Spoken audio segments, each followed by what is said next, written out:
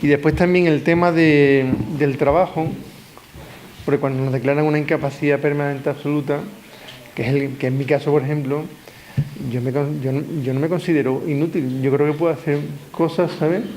Y de hecho, bueno, hago voluntario y todo eso, pero incluso podría hacer cosas retribuidas, ¿sabes? Pero claro, yo creo que ahí hay un poco de vacío legal, hay una inseguridad. Y si me pongo a trabajar y ahora me declaran una incapacidad total y me declaran la incapacidad total y a ver qué hago yo con mis 4 niños y con la hipoteca, ¿dónde me meto? Yo veo que no son cosas, pues todo eso, de eso nos vais a hablar, ¿verdad? Pues adelante, Noelia Parente, que es educadora social, y Miguel Ángel Framil, que has participado en un proyecto de empleo, ¿no? Qué suerte, tío. Venga, ánimo.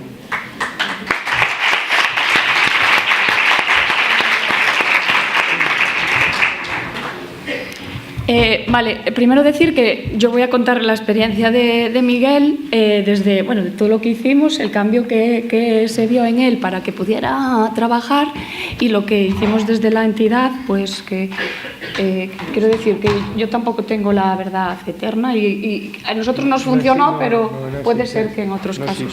Eso. Vale, primero quería encuadrar un poco lo que es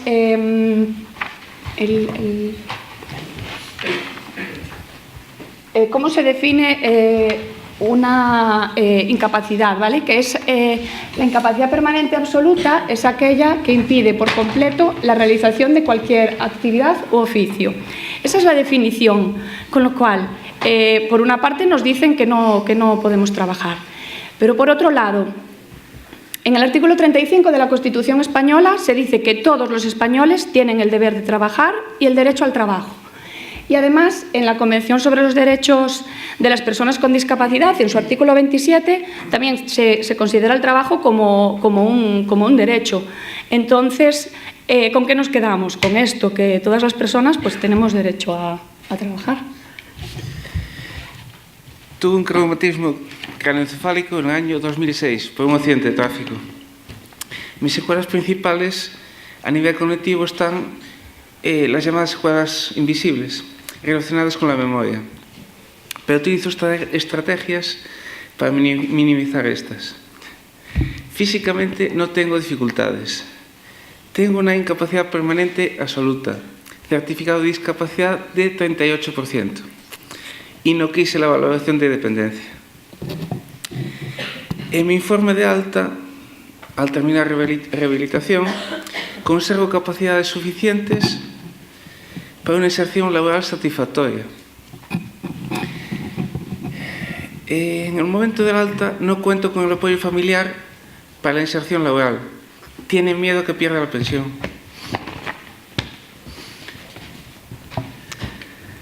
Vale, en el año 2013 en Sarela pues ponemos en marcha un proyecto piloto que se llama Construyendo Futuro, que tenía 3 proyectos fundamentales, que eran vida independiente, inserción laboral e integración comunitaria. Consideramos que Miguel pues, era una de las personas candidatas para entrar en el servicio porque él tenía capacidades para trabajar y entonces bueno, decidimos que viniera. Él acudía sobre todo, venía a un piso que teníamos en donde trabajamos las actividades instrumentales, las AVDs instrumentales, cocinaban, hacían la compra, el mantenimiento del piso, pero sí que es verdad que él en ese momento tenía muchos problemas a la hora de relacionarse con sus compañeros porque tenía una falta de empatía importante y se sentía bastante solo y bueno, ahora va a contar él un poco realmente cómo se siente. La inserción laboral no estaba entre mis intereses, tampoco vivir solo. Casado, vivía con mi mujer y mi suegra en una localidad entre Santiago y La Coruña y tenía un niño pequeño. Mi actividad a lo largo de la semana se limitaba a ayudar en casa y cuidar de mi hijo. Me faltaba algo. Vale, en el año 2016, gracias a la Fundación ONCE y al Fondo Social Europeo, ponemos en marcha el Servicio de Atención Diurna Ocupacional, que está formado por 4 profesionales, una psicóloga neuropsicóloga, una terapeuta ocupacional, una trabajadora social y una educadora social. Realmente ahí es donde volvemos a rescatar a Miguel, porque ya lo contará él, la situación personal en la que se encuentra, y sí que después ya contaré cómo vamos viendo un cambio en él en cuanto a sus relaciones sociales, su motivación, su empatía. En el 2015 vuelvo a vivir con mis padres y un hermano menor en una localidad cerca de Santiago. Me volví porque me divorcié en esa época. Mi hijo de 4 años vive con su madre. Conmigo pasa los fines de semana alternos, desde los viernes a las 7 a los domingos a la misma hora. Y le paso una pensión alimenticia mensual. Ocasionalmente ayudo a mi madre en algunas tareas laborales y a mi padre en diversas tareas de mantenimiento de la casa. Y decido acudir al SADOC. Realizaba voluntariado en Sarela los martes por la tarde y los viernes por la mañana. Me gustaba mucho y me sentía muy útil porque ayudaba a gente con DCA con mayores secuelas que las mías. En diciembre de 2016 tengo novia y me planteé independizarme y ahora quiero trabajar. Vale, decir aquí que el voluntariado, por ejemplo, él ahí, cuando empezó a hacer voluntariado en Sarela, realmente es cuando él empieza a ver que hay personas con daño cerebral adquirido, que tienen mayores secuelas, que necesitan más apoyos, y eso sí le sirvió a él pues para realmente mejorar su empatía. Por mucho que nosotros a lo mejor también en grupo, en habilidades sociales, sí que es verdad que también lo trabajábamos, pero yo creo que eso fue un punto de inflexión en su antes y en su ahora, en decir, vale, yo tengo daño cerebral adquirido, pero es que yo tengo muchas capacidades, yo tengo mucho que ofrecer. Cuando él entró en el servicio, pues le pasamos un cuestionario de motivación para el trabajo que nos dio una puntuación altísima, un 83,7%. Diríamos, uy, ya lo tenemos todo hecho, porque está muy motivado. Pero sí que es verdad que él marcó 2 ítems, que era que decía que prefería tener una pensión antes que tener un trabajo, y además que prefería tener otro tipo de recursos antes que encontrar un empleo, con lo cual el trabajo no estaba todo hecho. Después le pasamos un inventario de preferencias laborales en el que son 64 salidas profesionales y él tenía que escoger, y ahí realmente él se dio cuenta que dijo, pues sí que hay cosas que me gusta hacer. Él encuadró realmente su perfil profesional dentro de los trabajos manuales y el contacto con la gente, y marcó el acompañamiento de transporte escolar y arreglar equipos electrónicos entre sus preferencias laborales. Después también se le pasó la escala SIS, que es una escala de intensidad de apoyos en la que te dice el tipo, tiempo y cantidad de apoyo que la persona necesita para hacer diferentes actividades. En actividades de ayuda en el hogar y en la comunidad, pues sí que Miguel no necesitaba ningún tipo de apoyo. Y en el desempeño de un trabajo necesitaría apoyo, pues mira, igual que todos, al inicio del mismo y también a la hora de aprender las tareas propias del puesto y en el caso de adquirir nuevas responsabilidades.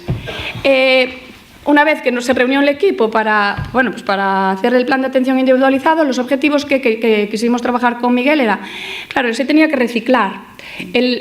Nos lo dijeron, él era técnico... Técnico electrónico. Vale, él era técnico electrónico, entonces sí que es verdad que teníamos que buscar otras salidas profesionales. Formarse según sus preferencias laborales para encontrar un trabajo, ampliar sus actividades y rutinas diarias y buscar un empleo. Esos fueron los objetivos que nos planteamos. ¿Y qué fue lo que fuimos haciendo? Pues lo primero, como haría todo el mundo, buscar cursos para poder, lo que dije antes, reciclarse, ampliar sus actividades y rutinas diarias. Esto era muy importante porque algo de lo que él se quejaba decía, es que yo no hago nada, es que estoy en casa y no tengo unas rutinas, no. Entonces, pues venir al SADOC los martes y jueves de 9:30 a 1:30, sí que ayudaron a que él tuviera una serie de rutinas y que después, a la hora de encontrar un trabajo, pudiera meter el trabajo dentro de esas rutinas. Realizar actividad física en grupo. Él los miércoles acudía con el resto de compañeros a una actividad de fútbol y creo que también le funcionó mucho a la hora de estar con más gente, con sus compañeros, a entender diferentes problemáticas. Después, dentro de buscar un empleo, pues lo que hicimos, se tuvo que inscribir en el Servicio Público de Empleo, porque desde el 2006 él no había estado inscrito, desde que tuvo el accidente.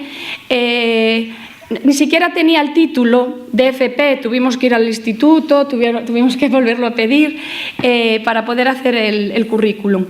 Diferentes cartas de presentación según la oferta, bueno, lo que se hace cuando uno busca trabajo. ¿Qué tenía claro el equipo? Que queríamos promocionar su autonomía en la búsqueda de empleo, que él fuera una persona totalmente autónoma y que no necesitara de la entidad para en un futuro cuando tuviera que buscar un trabajo.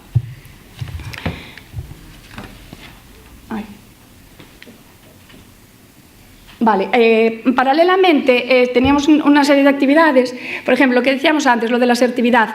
Miguel en ese momento era una persona que no sabía decir que no. Le pedías, mira, ¿me arreglas esto? Pues te lo arreglo. Entonces sí que es verdad que trabajamos mucho con la psicóloga en las habilidades sociales, todo lo relacionado con la asertividad. Cómo uno puede decir que no, respetando los derechos de los demás, pero también respetando los suyos propios. Entonces ahí, bueno, incidimos mucho también el lenguaje no verbal cuando vas a una entrevista de trabajo, cómo mantener conversaciones y a lo mejor no ser reiterativo y hablar siempre de uno mismo. Después estuvimos muchísimo tiempo con el modelo de resolución de problemas, o sea que muchas veces solucionamos lo urgente pero no solucionamos lo importante. Entonces eso sí que fue un trabajo también duro que realizamos con ellos. Dentro del ajuste personal, lo de la elaboración de un horario de actividades, lo que os decía antes, ahí fue donde ellos cuando llegan es lo primero que hacían. Entonces nos dimos cuenta que sus actividades eran muy pobres, muy pobres. Entonces es cuando ellos reflexionaban sobre, a ver, yo realmente, si durante los 5 días de la semana solamente tengo 2 actividades, está claro que si voy a tener que trabajar los 5 días de la semana no voy a poder, que me voy a cansar mucho más. Entonces, después él sí que tenía la agenda llena, porque entre el voluntariado, venir a Sarela, la actividad física, después la actividad de ocio, vamos, que sí que tenía una vida organizada y con rutinas. Y dentro de las actividades de inserción sociolaboral hicimos una que a él le sirvió mucho, en el que tenían que, diferentes actividades de bricolaje, por ejemplo, pues hoy vamos a colocar relojes. Uno era el capataz, otro era el empleado, otro era el jefe. Entonces ellos después desempeñaban diferentes roles. Ahí Miguel se dio cuenta que no le gusta ser jefe. Entonces dijo, yo lo de jefe no lo llevo bien porque no me gusta dar órdenes. Bueno, cada uno explicaba dónde se sentía más cómodo o menos cómodo. Paralelamente a esto, pues hicimos una entrevista con el INS. ¿Por qué? Teníamos varias personas en el servicio que tenían incapacidades permanentes absolutas y totales. Y también teníamos gran invalidez. Entonces, resultado de esa entrevista, pues nada concluyente. Nos dijeron que sí que podían trabajar, claro, que las personas con incapacidad permanente absoluta pueden trabajar, que siempre lo hay que comunicar y que suelen ser más benévolos con los centros especiales de empleo o con las medias jornadas y que una vez que tú lo comuniques, que sí que tienes que justificarlo. Entonces, a raíz de eso hicimos contacto con varios centros especiales de empleo y también con Miguel, por ejemplo, él quería probar si él era capaz de mantener una rutina en un trabajo, entonces intentamos que hiciera prácticas no laborales en una empresa, que al final no las hizo porque empezó a trabajar, pero que firmamos un convenio con una empresa para eso. Entonces, se nos plantea la pregunta, ¿se puede compaginar una prestación de incapacidad permanente absoluta y de gran invalidez con el trabajo? Pues sí, sí se puede, porque Miguel lo hizo. En la página de INS nos pone que para realizar actividades compatibles con su estado, ¿vale? Que es compatible, y que en todos los casos, si se realizan trabajos susceptibles de inclusión en alguno de los regímenes de la Seguridad Social, que existe obligación de cursar el alta y cotizar, debiendo comunicarlo siempre a la entidad gestora. Esto es muy importante, siempre hay que comunicarlo al INS. Vale, en junio del 2017 pues Miguel empieza a trabajar en un centro especial de empleo como auxiliar de limpieza, en 3 empresas diferentes, en un gimnasio, en unas oficinas y en un camping. Y esto fue lo que entregamos en el INS. Vale, es una comunicación de inicio de actividad, bueno, está en gallego, pero en primera persona, ¿vale? Él dice que tiene una pensión de incapacidad, que por un traumatismo craneoencefálico, que desde octubre del 2016 está viniendo a Sarela, y comunica que en data del 12 de junio va a iniciar una actividad laboral en el Centro Especial de Empleo de Santiago de Compostela.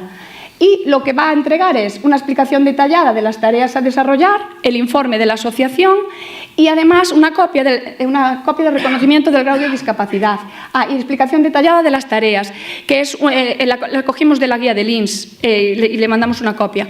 La copia del certificado de incapacidad nos dijeron que no, porque ya la chica en el momento ya la está mirando telemáticamente. Y el informe que nosotros entregamos, ¿vale? El que nosotros entregamos solamente para justificar que Miguel, con una incapacidad permanente absoluta, va a empezar a trabajar. ¿Vale? Se observó que la participación en este servicio tuvo importantes repercusiones en su estado de ánimo, mostrándose más motivado para empezar a trabajar. Y además que su incorporación laboral es positiva a nivel terapéutico, porque va a propiciar las relaciones sociales, mejorando el aislamiento social, que él, como va a decir después, en ese momento, él sí que cuando tuvo el daño, pues solamente se relacionaba con su familia. Entonces, ¿por qué también es importante? La estructuración y planificación de sus tareas diarias va a repercutir favorablemente en su calidad de vida. Y después también pusimos que la actividad laboral va a necesitar de apoyo, y que el puesto de trabajo no hay exigencia cognitiva alta ni tampoco cargas físicas que vayan a impedir el correcto desarrollo del mismo para el desarrollo de Miguel. Ese fue lo que nosotros entregamos. Al mes, Miguel recibió una carta en la que le ponía que él había cumplido la ley y que había comunicado al Instituto Nacional de la Seguridad Social su inicio de comunicación y que eso no estaba exime de que cualquier día lo llamaran para una revisión, que no lo llamaron en este caso. Vale, una vez que empezó a trabajar, pues tuvimos que hacer coordinación con la empresa, sobre todo con la persona que llevaba la unidad de apoyo, apoyo personal a Miguel, porque tuvo muchos miedos y muchas inquietudes, visita al puesto de trabajo para conocer de primera mano pues las tareas que él realizaba, y hicimos también empleo con apoyo, pero la verdad que no hizo falta hacer demasiado. Sí, sobre todo en una de las empresas que él trabajó, tuvimos que hacer un planning diario de actividades y la organización de las tareas, porque sí que es verdad que él tenía que hacer muchas tareas todos los días y después tenía que hacer tareas los martes y los miércoles unas, los lunes y los miércoles otras. Entonces sí que le hicimos un horario y de diferentes días para que él lo tuviera y lo pudiera consultar cada vez que iba a trabajar. Entonces ahora voy a preguntar un poco, qué es lo importante, aquí lo importante es él, pues algunas cosas de cómo se sintió, sus dudas, sus miedos y todo eso. ¿Cómo te sentiste al trabajar? Bueno, con miedo al empezar, porque tenía miedo de no poder seguir el ritmo, después de tanto tiempo normal. Pero desapareció al poco tiempo de empezar. Y con el trabajo fui adquiriendo habilidades manuales y organizativas. Al volver a trabajar volví a recuperar. Y como mis secuelas son invisibles, en el trabajo no me favorecían la inserción. A mí no se me nota. ¿A qué te refieres con que no te favorecían la inserción? Que al llegar me daban eso, todo el trabajo junto, me decían, haz esto, y ya está, así. De repente, saturado. ¿Cuáles crees que son para ti los beneficios de tener un empleo? El trabajo me permite tener una responsabilidad. Al tener que realizar nuevas tareas y aprender de nuevo el trabajo, pongo en funcionamiento nuevas capacidades. Me di cuenta viniendo al SADOC que al tener una ocupación mi cabeza estaba más centrada y se concentraba más en la tarea. Y podía planificar y organizar todo el trabajo. Cuanto más hago, más útil me siento. Al trabajar notaba eso. Y el hecho de hacer cosas hace que tengo ganas de seguir haciendo, de no estar parado otra vez. ¿Y por qué? Y en el puesto laboral, además, mis relaciones sociales aumentaron, porque hasta que empecé a trabajar era solo con mi familia, me relacionaba solo con ellos, con la familia directa y nada más. ¿Y por qué quieres trabajar? ¿Cuál es tu principal motivación? Mi principal motivación ahora es la económica.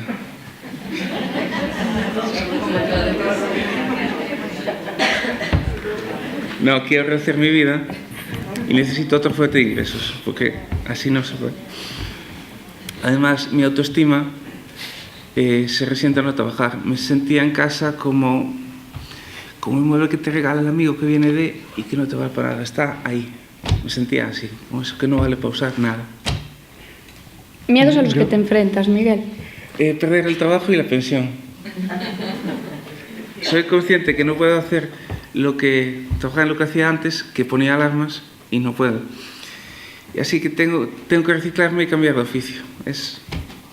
Yo creo que así nos sentiría mucho, porque el hecho de, por ejemplo, yo tengo una incapacidad permanente absoluta, por el hecho de ganar un dinero, pues con tu esfuerzo, tu trabajo, eso te pega un subidón de ánimo tremendo y te hace mejorar y sentirte mejor, te da calidad de vida, ¿no? ¿No es lo que te pasa a ti? Estando así no tenía vida. No digo, pero ahora, ¿no? Ahora trabajando, Sí. me siento... Es lo que digo, ¿sabes? Que eso te... Sí, incluso por las mañanas, antes que podías estar toda la mañana hasta lo que quisieras prácticamente, por las mañanas ya al acostarte sabes que vas a trabajar y que tienes un horario. Ya. Incluso te despiertas un poco antes porque estás pendiente de trabajar.